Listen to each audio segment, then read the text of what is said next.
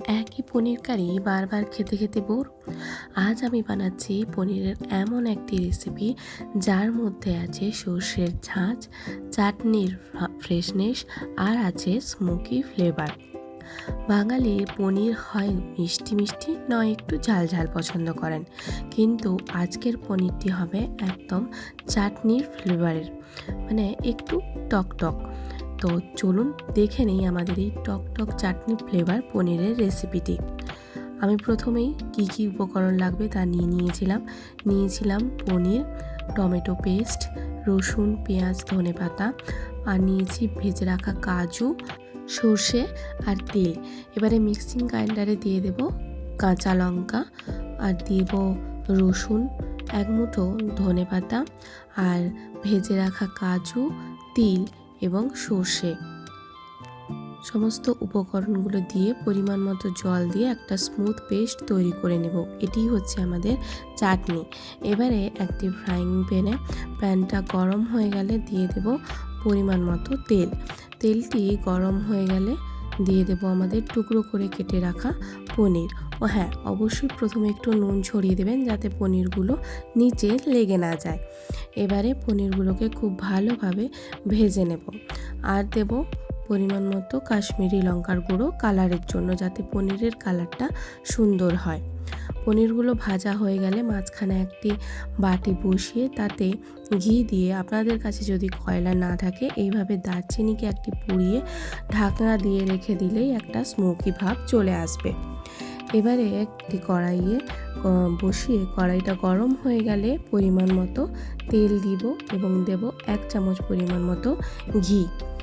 ঘিটি গরম হয়ে গেলে এবং তেলটি গরম হয়ে গেলে দিয়ে দিব কুচিয়ে রাখা পেঁয়াজগুলি খুব ভালো করে লাল করে ভেজে নেব।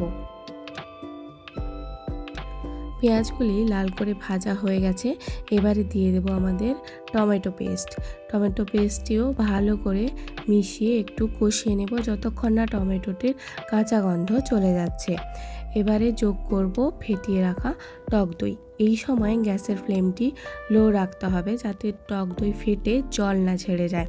টক দইটি গ্যাসের ফ্লেম লো রেখে ভালো করে সমস্ত উপকরণের সাথে মিশিয়ে কিছুক্ষণ কষিয়ে নেব। যখনই গ্রেভিটি থেকে তেল ছেড়ে আসবে তখনই যোগ করে দেব আমাদের তৈরি করে রাখা ফ্রেশ চাটনিটি দিয়ে ভালো করে সমস্ত গ্রেভির সাথে মিশিয়ে এটিকেও একটুক্ষণ কষিয়ে নেব।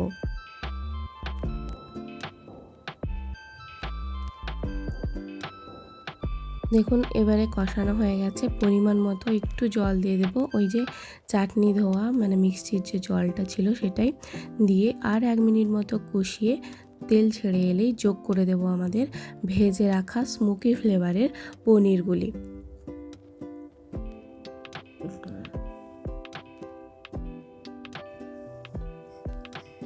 সমস্ত পনিরের টুকরোগুলি দিয়ে গ্রেভির সঙ্গে খুব ভালোভাবে মিশিয়ে নেব। মেশানো হয়ে গেলে দিয়ে দেব পরিমাণ মতো জল। এখানে উষ্ণ গরম জলেরই ব্যবহার করবেন যাতে রান্নার প্রসেসটা বন্ধ না হয়ে যায়।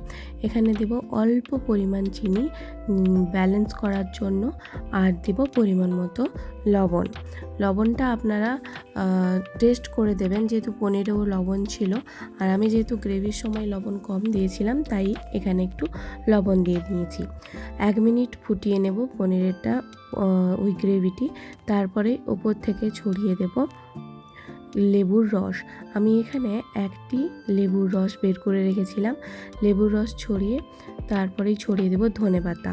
আর লেবুর রসটা অবশ্যই গ্যাস বন্ধ করে পনিরটা একটু ঠান্ডা হওয়ার পরই দেবেন, নয়তো অনেক সময় তেতো হয়ে যাওয়ার সম্ভাবনা থাকে।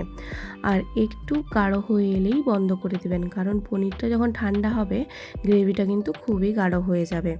ব্যাস, তৈরি হয়ে গেল আমাদের স্মোকি ফ্লেভারের চাটনি স্মোকি পনির।